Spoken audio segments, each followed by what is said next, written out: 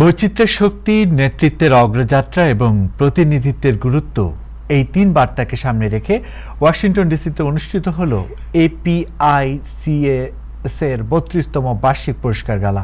ঐতিহাসিক national building মিউজিয়ামের সুসজ্জিত অডিটোরিয়ামে একত্রিত হন যুক্তরাষ্ট্রের নির্বাচিত প্রতিনিধি, নীতি নির্ধারক, ব্যবসায়ী ও কমিউনিটি নেতারা। অনুষ্ঠান জুড়ে বিশেষভাবে তুলে ধরা হয় এশিয়ান আমেরিকান, নেটিভ, হাওয়াইয়ান ও প্যাসিফিক আইল্যান্ডার সম্প্রদায়ের সংস্কৃতি, ইতিহাস ও অবদান। একই সঙ্গে আলোচনায় উঠে আসে নাগরিক নেতৃত্ব, গণতান্ত্রিক অংশগ্রহণ এবং ভবিষ্যৎ প্রজন্মের ক্ষমতায়নের গুরুত্ব। ওয়াশিংটন থেকে মাহবুব রশিদের পাঠানোর প্রতিবেদনে জানাচ্ছেন সাদিয়া আফরোজ। ওয়াশিংটন ডিসির ঐতিহাসিক ন্যাশনাল বিল্ডিং মিউজিয়ামে অনুষ্ঠিত হল Asian Pacific American institute for Congressional studies APAICS এর 32তম বার্ষিক পুরস্কার গালা। F স্ট্রিট NW-এ অবস্থিত সুসজ্জিত এই ঐতিহাসিক স্থাপনায় বুধবার সন্ধ্যায় আমেরিকান জাতীয় সঙ্গীত পরিবেশনার মধ্য দিয়ে শুরু হয় বর্ণাঢ্য এই আয়োজন।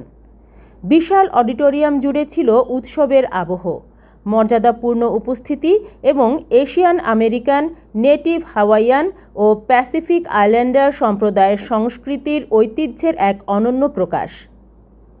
বিভিন্ন সম্প্রদায়ের নেতা, ব্যবসায়ী, নীতি নির্ধারক, নির্বাচিত প্রতিনিধি এবং আমন্ত্রিত অতিথিরা এই অনুষ্ঠানে অংশ নেন। 1000-এরও বেশি অতিথির উপস্থিতিতে এ আয়োজন পরিণত হয় এশীয় আমেরিকান নেতৃত্ব, ঐক্য ও অগ্রযাত্রার এক গুরুত্বপূর্ণ মিলনমেলায়।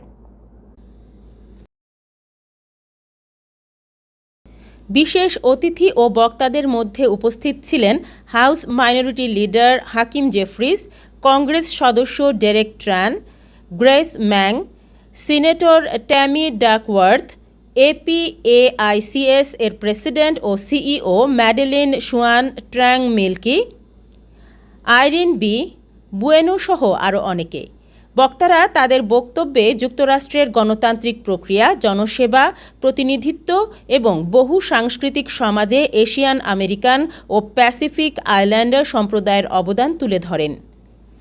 শিক্ষা, ব্যবসা, রাজনীতি, জননীতি এবং নাগরিক নেতৃত্বে এই সম্প্রদায়ের ক্রমবর্ধমান ভূমিকার কথাও বিশেষভাবে গুরুত্ব পায়। The president promised that he wasn't going to start endless wars in the Middle East. He was going to stop them.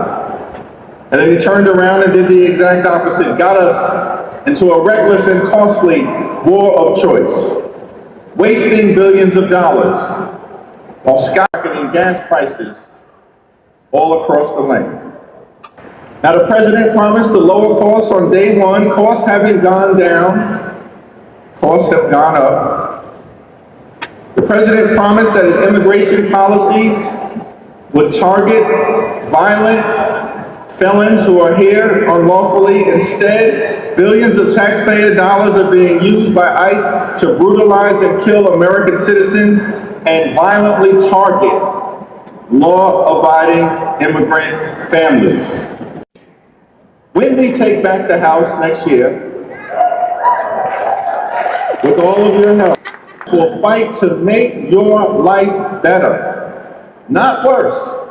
We will fight to lower costs, to fix our broken healthcare system, to clean up corruption, protect workers, stand up for small businesses, and combat anti-Asian hate whenever and wherever in the United States of America. It's an economic strength. It is a cultural strength. And America is better off today, stronger today, because of the contributions of the Asian American, Native Hawaiian, and Pacific Islander community. Stronger today because of all of you. House minority leader Hakeem Jefferies তার বক্তব্যে দেশের অর্থনীতি, সরকারি ব্যয়, জ্বালানির দাম এবং সাধারণ মানুষের জীবনযাত্রার ব্যয় নিয়ে উদ্বেগ প্রকাশ করেন। তিনি বলেন, তাদের আন্দোলনের লক্ষ্য হল জীবনযাত্রার খরচ কমানো, স্বাস্থ্যসেবার মান উন্নয়ন, দুর্নীতির বিরুদ্ধে অবস্থান, শ্রমিক ও ক্ষুদ্র ব্যবসাকে সহায়তা করা এবং যুক্তরাষ্ট্র জুড়ে এশিয়ান বিরোধী ঘৃণার বিরুদ্ধে দৃঢ়ভাবে দাঁড়ানো। That is why the Voting Rights Act is under attack right now. But this fight is not over. We are just getting started. And when we take back the majority, one of the first things we will do for all of us is to pass the John Robert Lewis Voting Rights Advancement Act so we can end the era of voter suppression in the United States of America once and for all.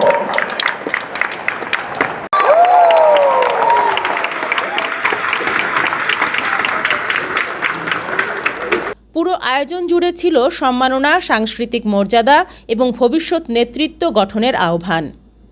APAICS এর এই বার্ষিক গালা শুধু একটি পুরস্কার বিতরণী অনুষ্ঠান নয়, বরং এটি যুক্তরাষ্ট্রের মূলধারার রাজনীতি ও নীতি নির্ধারণে এশিয়ান আমেরিকান, নেটিভ হাওয়াইয়ান ও প্যাসিফিক আইল্যান্ডার সম্প্রদায়ের অবস্থান আরও সুদৃঢ় করার একটি গুরুত্বপূর্ণ প্ল্যাটফর্ম।